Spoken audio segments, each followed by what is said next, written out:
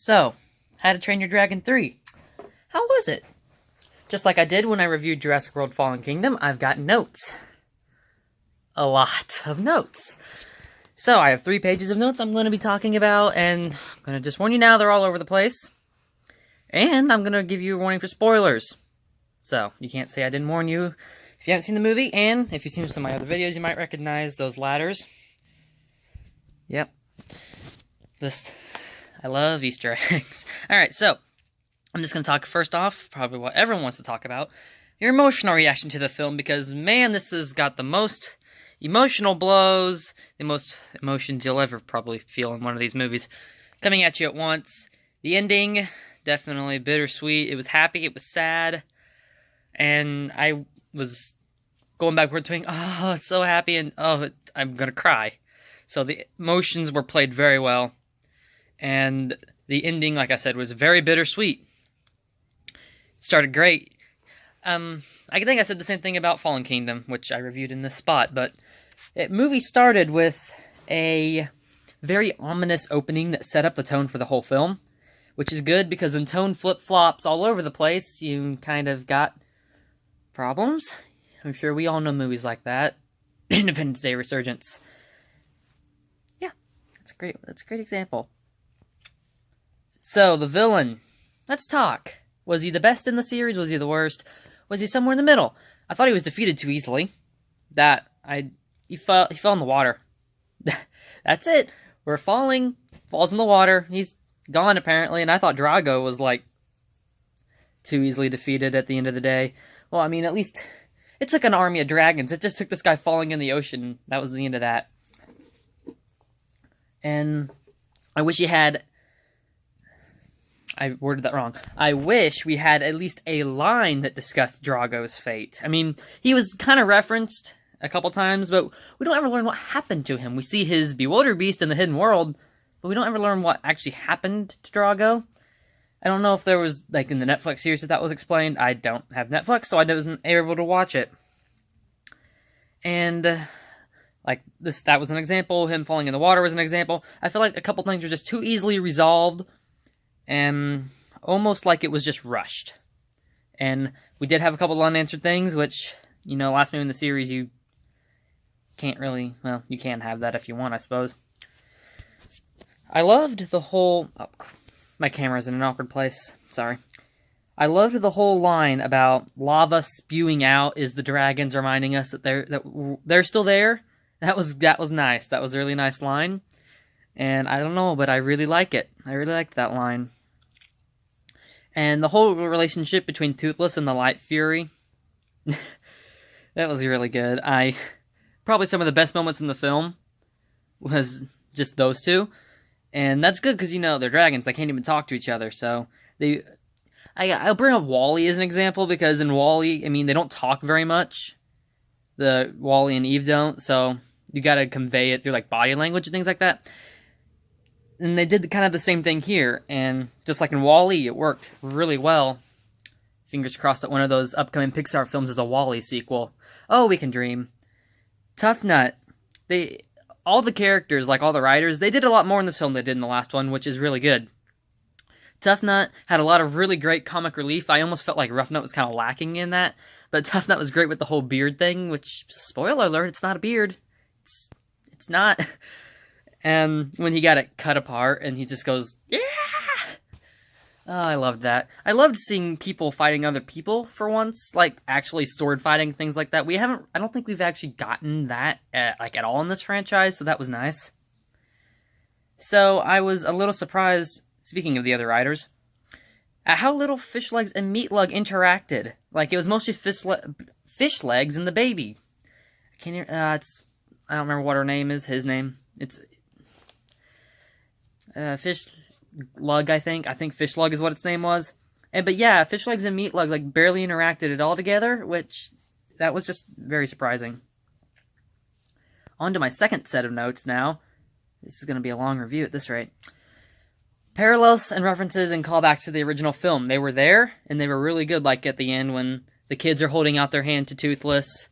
He even, like, goes forward and pauses again, just like in that first movie. The scene where they're riding through the hidden world, except it's, like, Kind of like the Romantic Flight, except all the roles are reversed. It's Astrid and Stormfly with Hiccup on the back instead of Hiccup, Toothless, and Astrid with them. So that was... I'm not sure if that was an intentional callback, but it sure felt like it was. There were a couple others in there, but those were the two that really got me. The music was pretty good for the most part. I thought it had a couple weak spots, like when Toothless and Hiccup were chasing the Light Fury with Grimwald when he had the Light Fury. I thought, okay, music's kind of dull right now. I mean, it was like quiet compared to the rest of the battle, I guess.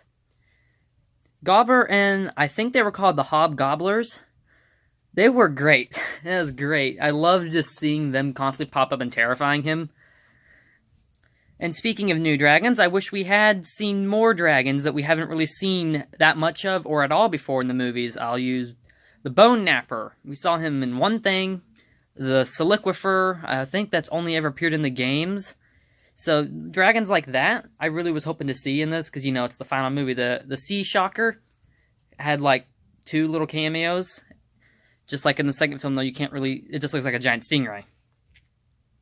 The final scenes with Hiccup and Toothless were... It's just some of their best moments in this entire series. And I love it. It's like, don't worry, he won't eat your father at the very end. The ending, I'll talk about that again in a little bit, but... Oh, man, I loved the ending. And speaking of the ending, I felt things kind of got rushed at times. Just here and there, I felt like things were too easily resolved. Things got a little rushed at times. The Death Groupers, they were awesome new dragons. And I love the way they're introduced is great. And it definitely sets up that these are not good dragons. Again, though, I kind of felt like they were open-ended. Did they die at the end? Or were they just knocked out? We don't know. There was a lot of unanswered stuff. And the introduction to the Hidden World was really good. It's actually introduced very briefly with Toothless and the Light Fury when they fall in. But when they full-on introduced it, that was very well done. And again, it kind of felt like the night flight scene, the romantic flight in the original movie. But that wasn't just me. And the emotions you get when you realize Toothless needs to be there and not with Hiccup were very powerful. And I was like, the realization kind of hits you at the same time it hits Hiccup. And all the characters were great and well written. The story was great and well written. It's just still, some of the villains didn't get a good resolution to their story.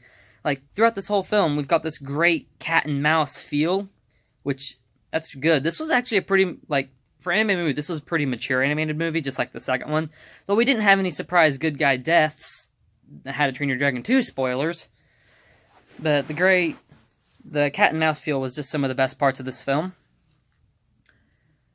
And, sorry, my second page of notes kind of overlaps with that one. So, this is something that I was thinking about as the dragons were leaving. Even though all of Berk's dragons leave, what about the wild ones that are just out there? Do they all go too? We don't know. Were they all going to the Hidden World anyway? We don't know. That was not answered. We can assume that's what happened because the dragons kind of disappear, but I just felt like that should have been explained.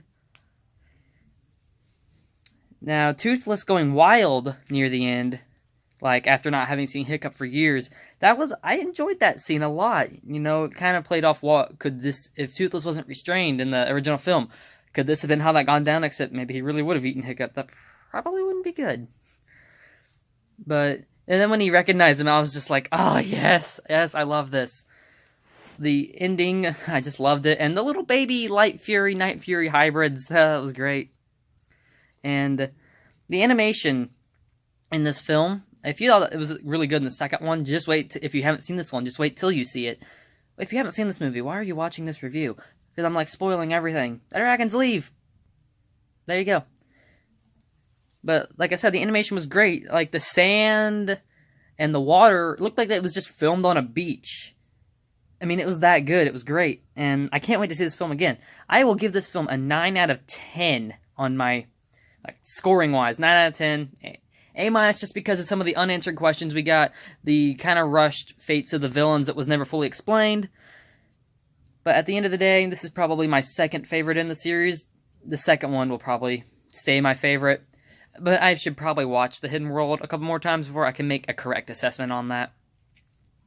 Anyway, though, those are my overall thoughts on How to Train Your Dragon: The Hidden World. A couple other things I kind of wanted to mention, but for the sake of time, I'm not going to. It's just like, again, the villains kind of felt like they got resolved a bit too easily, and it was kind of just pushed aside, so you can get to the big emotional ending. Again, that's just my own opinion. Do I wish there was another movie going to be made? Yes, I do, but at the same time, it's probably best that this is the ending. So, thank you guys for watching. And what do you think of the film? What would you give it out of 10? Well, I had something else to say, but it's gone now. Anyway, thanks for watching, guys, and I will see you in the next video. And I just want to say real quick, sorry I haven't been uploading very much lately. I've just been too busy, and I'm going to be too busy for a while yet, but it's almost that time of year when camping comes around. So yeah, that'll be great. And me and some of my friends have got some stuff planned over the summer that we're going to do, so some new stuff should be coming up pretty soon. Alright, thanks, guys.